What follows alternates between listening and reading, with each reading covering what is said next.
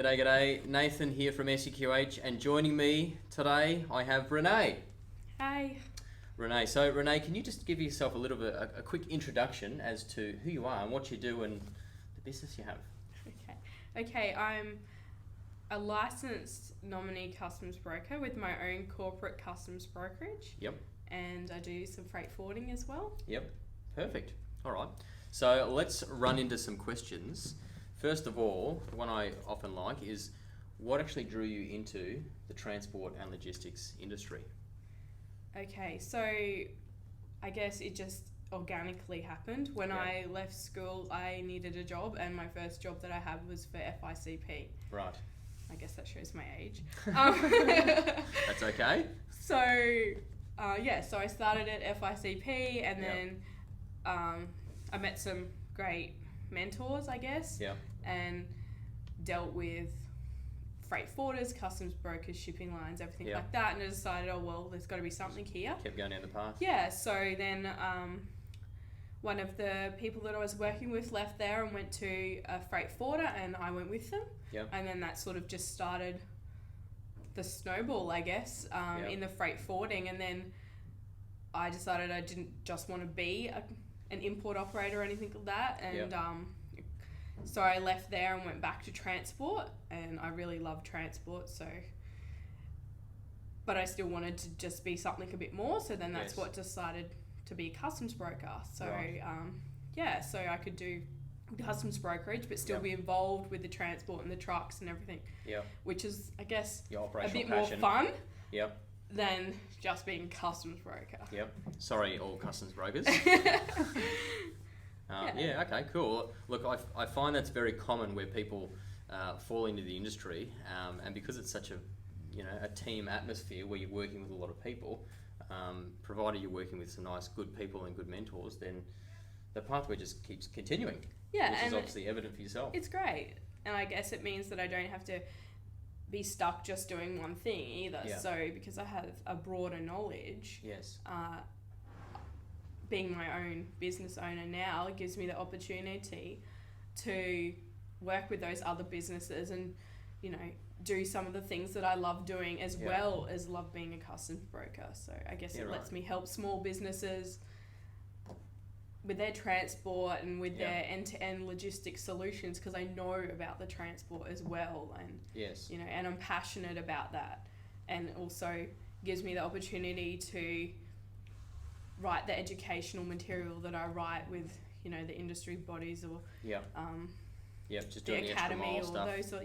So it keeps that industry education alive. And okay. And so you've touched on the next question in a few areas, but what inspired you to start your own business in this industry? Well, I enjoy being a customs broker.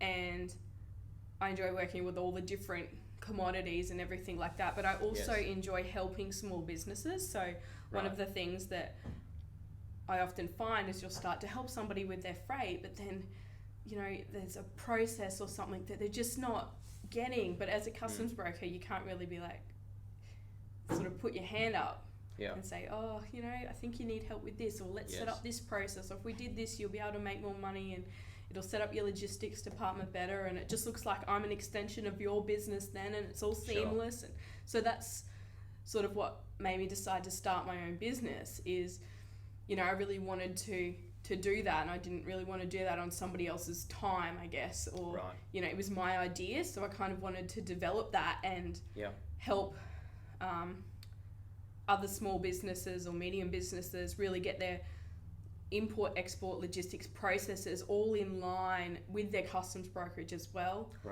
And also help other freight forwarders, like I'm a customs broker, so not all freight forwarders have customs brokerages. So, they might need someone... That's not their focus. They might not want that. So they might need somebody who's a customs broker who they can trust, that they know is not going to do the wrong thing. Take their clients or anything like that, who has a moral compass. And they can act as an extension of the freight forwarding business, and it's seamless, and they don't even have to know. The clients don't even know that the customs broker isn't in-house because, they've got such a vested interest in helping the clients and the forwarder, that it all just works seamlessly. So that's what made me decide to start my own business, I guess. Yeah, cool. Well, I like that. Your passion is you like helping people, and you found a way to encompass, your operational passions as well, and helping that end customer in a very all-inclusive way. Yeah. Cool. Okay. And so, and don't mind the noise. We've got window cleaning happening at the moment. Nice distraction. But anyway, now, as a freight forwarder, you have a lot of exposure to different freight. So what has been one of the most memorable jobs or projects that you've had experience with? I don't really have one particular job that's very memorable.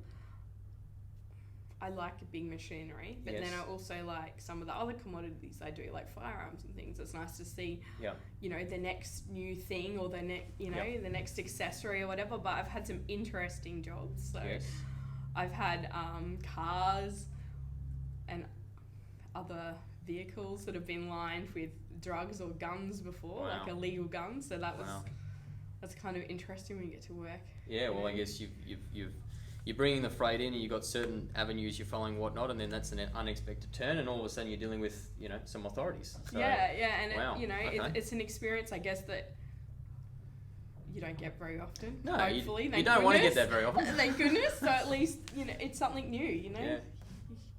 Wow. Okay. No 2 days are the same as a customs broker. Not in this industry. No way. All right. So our final question I have for you is: I want you to think back. Looking over your career to date, what 3 pieces of advice would you share with someone who's interested in pursuing a career in the industry? What's your 3 pieces of gold? Just do it. It's fun. There's always going to be a niche that you can fit into. Yes. And it's just a matter of, I guess, good communication with whoever you're working with. To find, what in that transport and logistics sector that you're passionate about or that your skills fit. Also, I guess, pick your battles. Sometimes you just deal with people that you can't reason with. Is it really worth your energy? There's no point expelling energy on something that it's not going to get you anywhere, or they're not going to listen. That's 2 things. What else? Advocate for yourself, I guess, especially as a woman in a logistics environment. I guess it's not so bad these days. It's all about, everyone's equality, aware of it. It's all about equality, but But we still got to get our numbers up. Don't be afraid to stand up for yourself or to put your idea out there. Or if it's not on the board this week, make sure that you keep a note of it and you try and get it on the board next week. Just because you're a woman and you've got the idea doesn't mean that it's not going to float. Yes. And education. Keep educating yourself. Whether it's doing a diploma in international freight forwarding, even if you're working in customs, in logistics. You're dealing with freight forwarders, so then you can see where they're coming from. Or if you're a freight forwarder, then why not do something in warehousing or logistics, or broaden your knowledge so that the people that you work with or your contractors or whatever know that you've got that understanding, so that when you're communicating with them, you're understanding what they're saying. On the same level. And just keep your education going. Well, things just keep changing as well, don't they? And nothing's the same, whether it's doing, you might decide that you don't know enough about chain of responsibility. Yes. So maybe that's something that you need to educate yourself in or advocate for. Don't be afraid to ask. Yeah, that's good. I like that. I like your comment as well about there's always a niche. Some people like variety, and transport and logistics has a lot of variety, and some people like the same 2 days in some respects. Some people like to know a lot of different things, and some people like just doing the same role year in, year out. And really, it's... All right, well, thank you very much for your time today, Renee. Thank you. Excellent contribution. And if you've got any further questions, then just shoot it through to myself or Renee. Thanks, guys. See ya.